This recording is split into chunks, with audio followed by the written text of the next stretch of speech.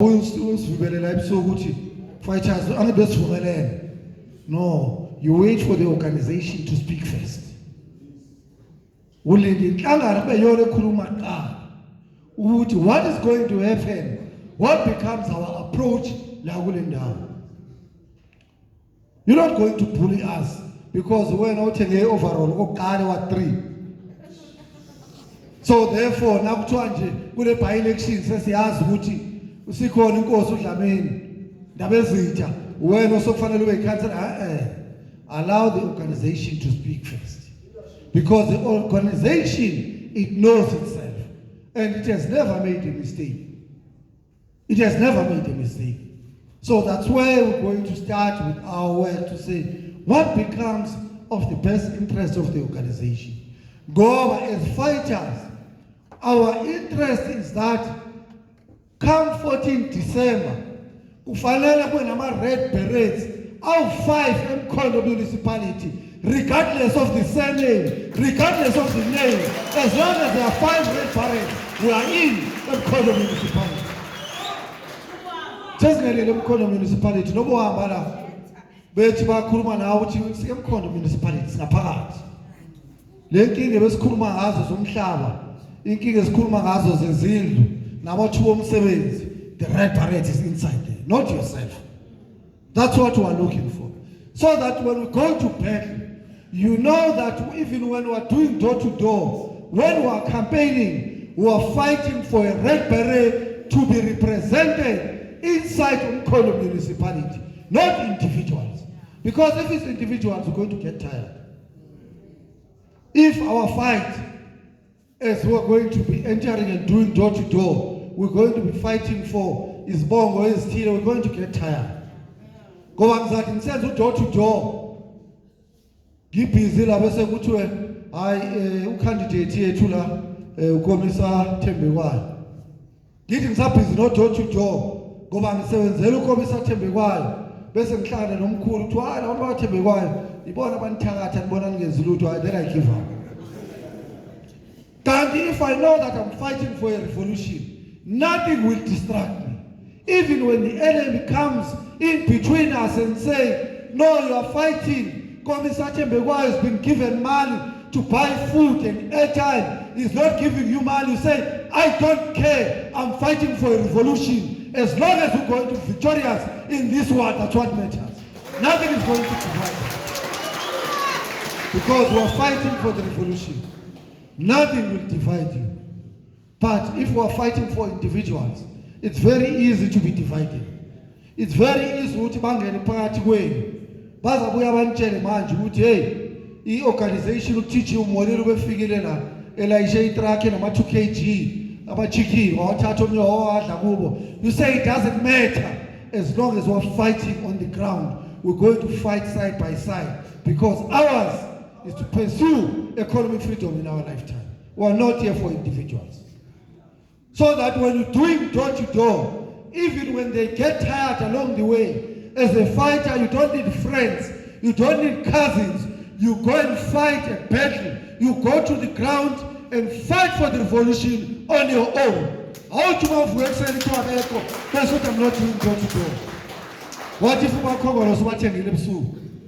You are in your own street. I'm a fighter when they're not door to door, and then now we are Katala. But if you know that you're pursuing a revolution, if you know who stands to benefit by making sure that the ANC, we finally put a nail on its coffin, you will not ask for anyone. You don't need any permission. You will do it on your own. We're going to fight at a street level. We've got street maps here. I was showing you your secretary because we must not fight like fanatics. Because fanatics, they stand in these meetings, but SG, councillor candidate, why? The ground is fertile. Oh, the ground is fertile. How many people are registered to vote in your ward? You don't know. So which ground is fertile? Okay, let's leave your ward. How many people are registered to vote in your VT? You don't know. But you are saying to us the ground is fertile because we think we are fanatics. We don't operate like that. we need to understand the terrain. A warrior, a fighter, an activist, they understand the terrain. Lapha zawungena khona empini ukuthi mangapha amasosha ekubhekana now, so that you can plan accordingly. So we're going to have to go back and fight at a street level. Njengasihlangene namhlanje ufanele nasiqeda la utshela ifight ohlele thuze kwalo uthi fight bye bye. Because umthakathi busy in my own street, I will see you after victory. From now up until the 14th of December, I'm taking charge of my street. No one, no yellow t-shirt is going to enter in that street because I'm given that task by the organization. I'm no longer a visitor. I'm no longer doing tourism, because this thing of following each other in a water, in a VD, that's political tourism. That's not a revolution. A revolution, you fight in your own street.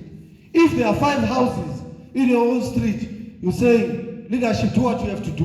In these 5 houses,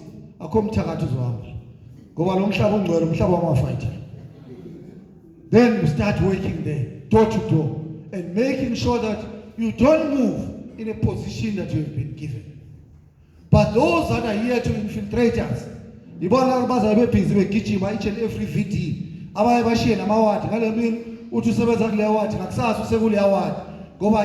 he wants to go and gossip and talk wrong about other fighters. We're no longer interested in any gossip. We're interested in victory, and that's the only thing. If you still got time to come and talk bad about another fighter, you must know that this is an enemy in a red t-shirt. Must identify them like that. Going over above. Why, when the enemy were being told that on the 14th of December, the enemy is coming to destroy the red flag, and you are still talking about us? Even as fighters, even if we got our own disagreements, 15 years, when we have taken over, these 5 words, then we'll go back and say to our leadership of the region, of the province, say we're not happy with 1, 2, 3. But now, our eyes are fixated on defeating the enemy. We're going to fight at a street level.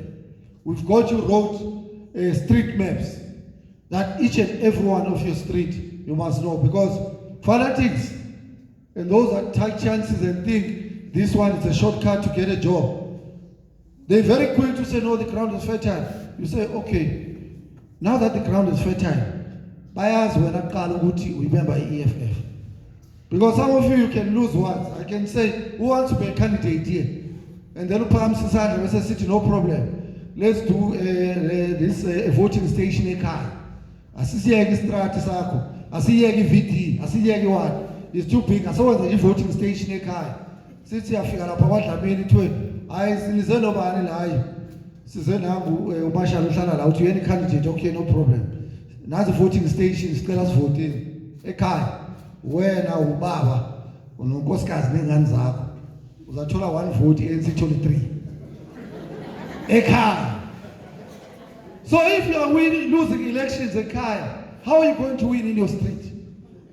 Because all of us, as we move from here, we must go home and do namhlanje ebusuku uthi ngicela ke senze nje i-secret ballot. Mina ngirepresent i-EFF, asenze i-secret ballot, so that ekuseni ubuye uthi nobhala we-region eyisengiluza ama-elections ekhaya. Engathi kuzafanele sithi reorganize this machinery. Uma ngiluza ekhaya, what happens lapho khona even ama-back room ekhaya? Kusho ukuthi lapho enhlala khona no-20, EFF izathola ivote eli-1 lakho kuphela. It has happened. We went to a by-election la komakhelwane benu eMkhondo, Zululand, umzinyathi region. We went to a by-election lapho masifika safika kune-councillor candidate le-EFF lithi kumina hayi komisa, hayi the ground is fertile, sengenze yonke into. Okay, hayi no problem, sizosiza wena-ke manje angithi thina sizosiza wena. Okay, asenze kanjena-ke fight ukuze senze lo door to door ube right. U-door to door uqala sewenze ekhaya. Ayithi i-councillor candidate akesiqala ekhaya. Hayi no problem, ngempela sahamba sawufika ekhaya. Uma sifika ekhaya uyabona abantu abadala abahleli lapha eduze komlilo, hawu hey singanisiza nisuka bhayi sesiyachaza. Oh hey, EFF siyayithanda le nhlangano, uJulius Malema hayi ukhona naye la ukwenye wadi sibhizi nifonani pho la hayi kunama ByElections siyacampaigna sifuna ukuthi swina umasipala senzele uba sidile nento yomhlaba nentsha lengaqashiwe every day. Wathi hey sasizaze le ndawo siyayithanda la lento eniyenzayo eParliament yokuthi nibuyise imali yethu kuzuma. Ningayeki niqhubeke nenze kanjalo. Abantu abadala babe labo 8 endlini.